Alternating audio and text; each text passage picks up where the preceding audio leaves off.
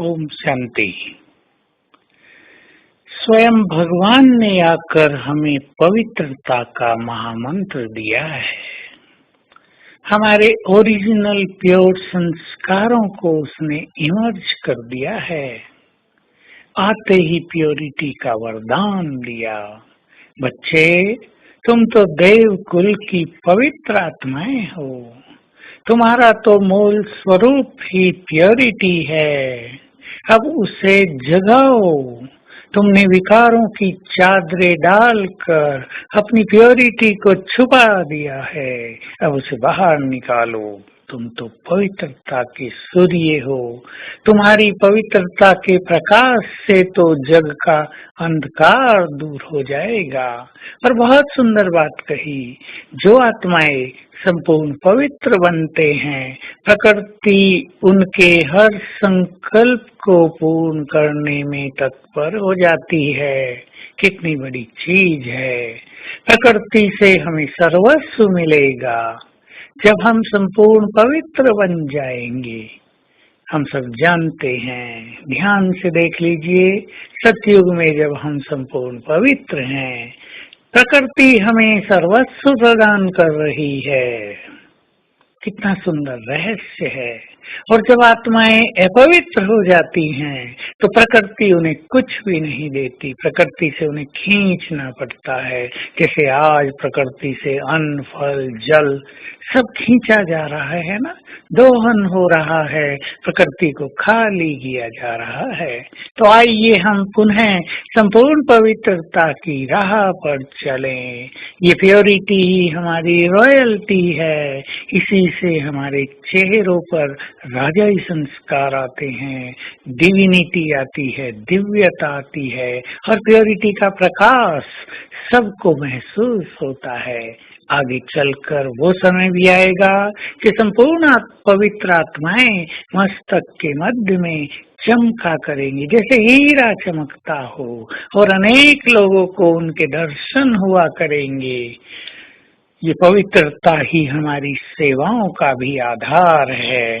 किसी भी निमित्त आत्मा की प्योरिटी जितनी ज्यादा होगी, देव कुल की आत्माएं खींच खींच कर उनके पास आएंगी। और प्योरिटी को हमें केवल ब्रह्मचर्य तक सीमित नहीं समझ लेना चाहिए।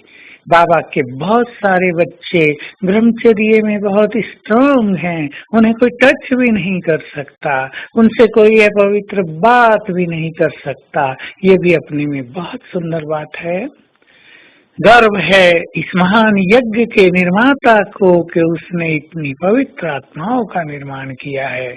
लेकिन प्योरिटी की चमक, प्योरिटी की दिव्यता, प्योरिटी का बल तब आता है जब हम व्यर्थ संकल्पों से भी मुक्त हो जाएं, फिर साधारण संकल्पों से भी मुक्त हो जाएं और स्वमान के स्मृति स्वरूप के श्रेष्ठ संकल्पों में रहने लगें। तो आइए कुछ महान आत्माएं संपूर्ण पवित्र बने। 1008 तो बने, तो इससे संसार में बाबा की जय जयकार हो जाएगी। हमारे चमकते हुए दमकते हुए चेहरे बिल्कुल अलौकिक दिखाई देंगे। संसार उनकी ओर पूर्णतया आकर्षित हो जाएगा। तो आज सारा दिन हम ये अभ्यास करेंगे। मैं बहुत रॉयल, राजाई कुल की रॉयल आत्मा, संपूर्ण पवित्रता का फरिश्ता हूँ, इस संपूर्ण प्रकृति का मालिक भी हूँ। और हम अपने को संपूर्ण पवित्र बनाने के साथ साथ इस प्रकृति को भी पवित्र वाइब्रेशंस देते चलेंगे। बाबा परम धाम में पवित्रता के सागर, उनके स्वरूप को निहारें। उनसे चारों ओर पवित्रता की सफेद रश्मियां फैल रही हैं। वो नीचे मुझ पर आ रही हैं और मुझसे चारों ओर फैलकर प्रकृति को पावन कर रही हैं। ये बहुत सुंदर अभ्यास जो प्रकृति को पवित्रता की शक्ति देंगे हमें आज करना है। ये बहुत बड़ा पुण्य होगा।